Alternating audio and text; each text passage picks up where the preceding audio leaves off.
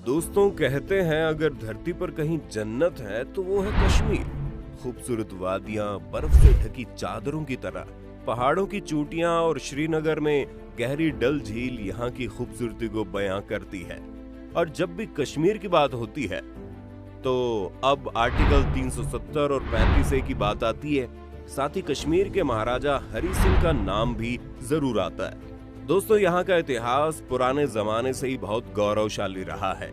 आज हम अपनी वीडियो में महाराजा हरि सिंह और कश्मीर के इतिहास की बात करेंगे।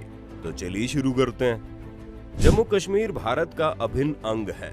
आजादी के बाद जम्मू कश्मीर भारत का हिस्सा बना, जिसके लिए एक इंसान को जिम्मेदार माना जाता है। वो है जम्मू कश्मीर के आखिरी राजा हरि सिंह। इन्होंने 26 अक्टूबर 1947 को एक ऐतिहासिक फैसला लिया, जिसके बाद कश्मीर भारत का हिस्सा बन गया। भारत और पाकिस्तान के बंटवारे के बाद ही कश्मीर दोनों देशों की दुश्मनी की वजह रहा।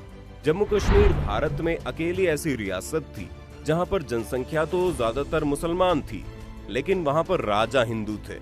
अब बात करते हैं हरि सिंह के वंश की। हरि सिंह डोगरा वंश के थे। इस वंश के सबसे पहले राजा गुलाब सिंह थे और इन्हीं के पोते थे हरि सिंह। 21 सितंबर 1895 को हरि सिंह का जन्म जम्मू के अमर पैलेस में हुआ और इनके पिता महाराजा अमर सिंह थे। हरि सिंह ने 23 सितंबर 1925 को कश्मीर रियासत की राजगद्दी संभाली।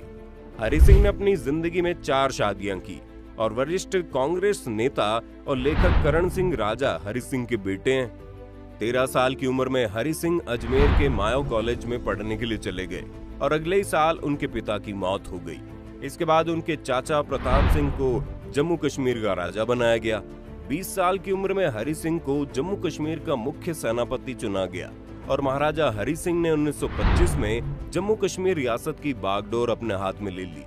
हरि सिंह आजकल की या आधुनिक सोच विचार वाले इंसान थे। गद्दी पर बैठने के बाद राजा हरि सिंह ने अपनी रियासत में वैश्यावृत्ति, बाल विवाह और शिक्षा जैसी परंपरा को खत्म कर दिया। उन्होंने राज्य में सभी के लिए प्राथमिक शिक्षा को कंपलसरी कर दिया। ये उस वक्त एक बड़ा कदम था जो राजा हरि सिंह ने अपनी रियासत को एजुकेशन देने के लिए उठाया था। हरि सिंह ने दलित हिंदू लोगों के लिए लोगों के सभी मंदिरों के दरवाजे खुलवा दिए और ये फैसला उन्होंने 1929 में लिया था। हरि सिंह ने अपने शासन काल में जाति प्रथा, वैश्यावृत्ति जैसी प्रथाओं को खत्म करने के लिए और कई सामाजिक सुधार के काम किए। महाराजा हरि सिंह मुस्लिम लीग और उनकी सांप्रदायिक सोच के खिलाफ थे और दूसरे विश्व युद्ध के टाइम पर 1944 से 1946 तक शाही युद्ध मंत्री मंडल के सदस्य भी रहे। 26 अक्टूबर 1947 को महाराजा हरि सिंह ने जम्मू कश्मीर का भारत में विलय उसी संवैधानिक विलय पत्र के आधार पर किया, जिसके आधार पर बाकी रियासतों का भारत में विलय हुआ था। उस वक्त महाराजा हरि सिंह ने विलय पत्र में लिखा था कि मेरे इस विलय पत्र की शर्तों में भारतीय अधिनियम 1947 के किसी भी संशोधन के जरिए बदलाव नहीं किया जाएगा, जब तक मैं खुद इस बदलाव के लिए तैयार ना हूं। राजा हरि सिंह ने साफ कहा था कि किसी सूरत में इस इंस्ट्रूमेंट ऑफ एक्सेशन को नहीं तोड़ा जाएगा, जब तक इसे बदलने के लिए मैं तैयार ना हूं, और यह अधिकार सिर्फ महाराजा हरि सिंह के पास होगा। अब पाकिस्तान की सोच की बात करते हैं। पाकिस्तान कश्मीर के बारे में हमेशा से ही क्या सोचता था? पाकिस्तान चाहता था जम्मू कश्मीर भारत का हिस्सा न बने, बल्कि पाकिस्तान का हिस्सा बन जाए। इसके लिए वो हर मुमकिन कोशिश कर रहा था, लेकिन महाराजा हरि सिंह पाकिस्तान के साथ जाने के लिए तैयार नहीं थे। इस बात से नाराज होकर पाकिस्तान ने 22 अक्टूबर 1947 को कश्मीर पर हमला कर दिया और मारकाट शुरू कर दी। परेशान होकर राजा हरि सिंह ने 24 अक्टूबर 1947 को पंडित नेहरू और सरदार पटेल से बात की। उससे पहले महाराजा हरि सिंह किसी भी देश के साथ, चाहे वो पाकिस्तान हो या भारत हो, अपनी रियासत शामिल नहीं करना चाहते थे। वो अपनी अलग ही रियासत रखना चाहते थे, मगर पाकिस्तान के हमले से परेशान होकर भारत के साथ आने का फैसला लिया और पंडित नेहरू और सरदार पटेल से मदद मांगी। और पटेल और नेहरू ने इस शर्त के साथ मदद देने का वादा किया कि कश्मीर को भारत के साथ आना होगा, और कश्मीर भारत के साथ शामिल हो गया। महाराजा हरि सिंह की विलय पत्र की शर्तों में आर्टिकल 370 और 35A को शामिल किया गया था, जो भारत सरकार ने अब खत्म कर दिए हैं। महाराजा हरि सिंह ने अपनी जिंदगी के आखिरी पल जम्मू की अपनी हरि निवास में बिताए। उनकी मौत 26 अप्रैल 1969 को मुंबई में हुई। उनकी ख्वाहिश के मुताबिक उनकी राख को जम्मू लाया गया और तावी नदी में बहा दिया गया। ये तो थी महाराजा हरि सिंह की कहानी। अब भारतीय इतिहास में शामिल कश्मीर का इतिहास भी है। अब इसके इतिहास पर नजर डालते हैं और देखते हैं यहाँ पर डोगरा वंश के पहले किन किन राजवंशों ने शासन किया और यहाँ की सामाजिक, आर्थिक और राजनीतिक कंडीशन में क्या क्या उतार चढ़ाव आए। इतिहास के लंबे समय तक कश्मीर में मौर्य और कुषाणों ने शासन किया।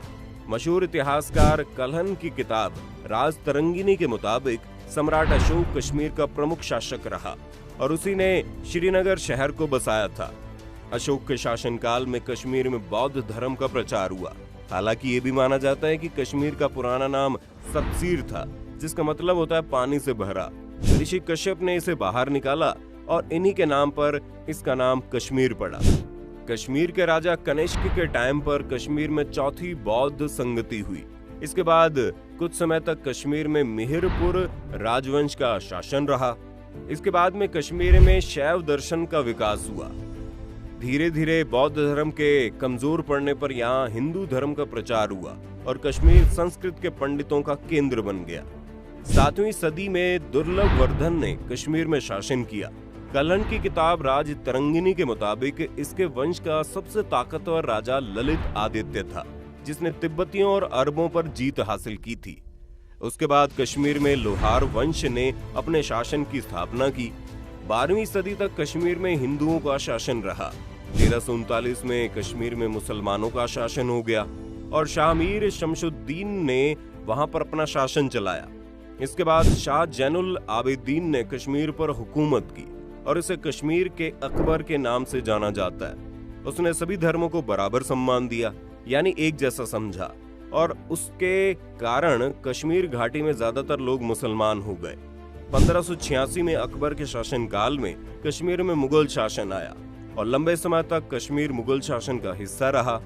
1772 में मुगल शासन कमजोर पड़ गया और बाद में अहमद शाह अब्दाली ने कश्मीर को जीत लिया और उसके बाद 1819 तक कश्मीर में अफगानों का शासन रहा। 1820 में कश्मीर पर महाराजा रणजीत सिंह का शासन हुआ। हालांकि 1840 में हुए लाहौर समझौते के तहत उस वक्त के भारत के गवर्नर जनरल लॉर्ड हार्डिंग ने कश्मीरी राज्यों के आसपास के पहाड़ी राज्यों का अधिकार राजा गुलाब सिंह को दे दिया। इसके अलावा सिखों के साम्राज्य पंचचा से जुड़ी कश्मीरी राज्यों को उन्हें बेच दिया।